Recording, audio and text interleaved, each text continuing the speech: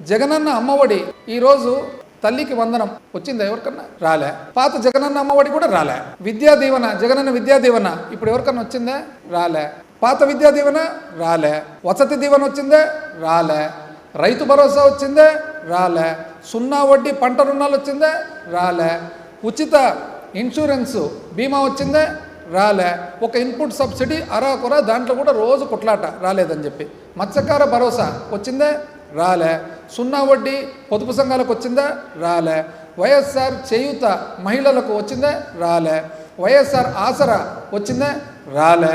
మరి వైఎస్ఆర్ కాపు నేస్తం, ఇది చూడండి, కాపు నేస్తం కూడా రాలే. మళ్ళీ ఎవరైతే ఈరోజు గర్వంగా కులం తరఫున ముందుకొచ్చినారో, వచ్చిన తర్వాత నేను ఉండేదే ప్రశ్నించేదానికి అని అన్నారో, కనీసం దీని మీదండి నేను పార్టీ స్థాపించినదే ప్రశ్నించేదానికి ప్రభుత్వాన్ని అన్నప్పుడు మళ్ళా కాపు నేస్తం ఎందుకు రాలేదు ఇంతవరకు అని ప్రశ్నించాల్సిన బాధ్యత మీ దగ్గర ఉందా లేదండి? అందరూ సపోర్ట్ అయితే చేసింది కదా. నేతన్న నేస్తం వచ్చిందా? రాలే. చేదోడు వచ్చిందా? రాలే. లాయర్లకు లా నేస్తం వచ్చిందా? రాలే. వాహన మిత్ర ఆటో డ్రైవర్లకు, వ్యాన్ డ్రైవర్లకు వచ్చిందా? రాలే. ఈబీసీ నేస్తం వచ్చిందా? రాలే. కళ్యాణ మస్తు వచ్చిందా? రాలే. విద్యా కానుక వచ్చిందా? రాలే. ట్యాబులు, పిల్లలకు ఇచ్చిన ట్యాబులకు, ఎంతో చక్కగా చదువుకుండే ట్యాబులు కూడా మీరు నానా ఏమేమో అంటారు అబండాలు, అది కూడా రాలే. ఆరోగ్యశ్రీ 3,500 కోట్లు బకాయిలు పెట్టుకొని ఆ బకాయిల వలన నెట్వర్క్ హాస్పిటల్లో ట్రీట్మెంట్ ఇవ్వడం లేదు. ఒక్క పెన్షన్లు తప్ప మీరు ఏదన్నా ఇచ్చినారా అని చెప్పి. ఎక్కడ పెడుతుండే డబ్బులు అనేది ప్రశ్న అంతా కూడా, ఎక్కడ పోతుండే డబ్బులు అని. పోనీ దీనికి అసలు ఈ దానికంతా ముఖ్యంగా ఏమని చెప్పినారండి? బాబు షూరిటీ, భవిష్యత్తు గ్యారంటీ. ఒకరు షూరిటీ ఇచ్చరి, అంతే కదా? షూరిటీ అయితే ఇచ్చినట్లే కదా సూపర్ 6కు షూరిటీ. దానికి గ్యారంటీ ఎవరు ఇచ్చిరి? కూటమిలో భాగస్వామ్యులు, జనసేన గ్యారంటీ. ఆ షూరిటీకి గ్యారంటీ ఇచ్చిరి. పెద్ద ఆయన పేరు పెట్టుకున్నారు, ప్రధానమంత్రి గారిది ఫోటో. వాళ్ళు ఏమనుకున్నా కూడా పబ్లిక్ ఏమనుకున్నారంటే పైనుంచి చూసి ఇది కౌంటర్ గ్యారంటీ అనుకున్నారు.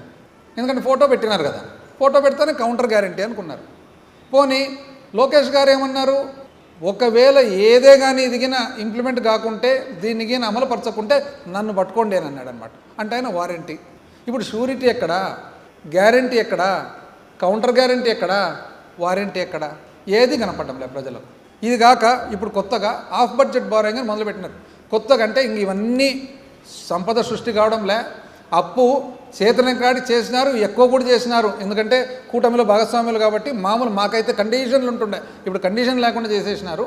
చేసిన తర్వాత ఫైనల్గా ఇప్పుడు APMDC, Andhra Pradesh mineral development corporation, అంటే ఖనిజాలకు సంబంధించిన ప్రభుత్వ సంస్థ, ఏపీఎండిసి పేరు మీద 9,000 కోట్లు అప్పు చేయాలనేది కొత్త స్కీమ్.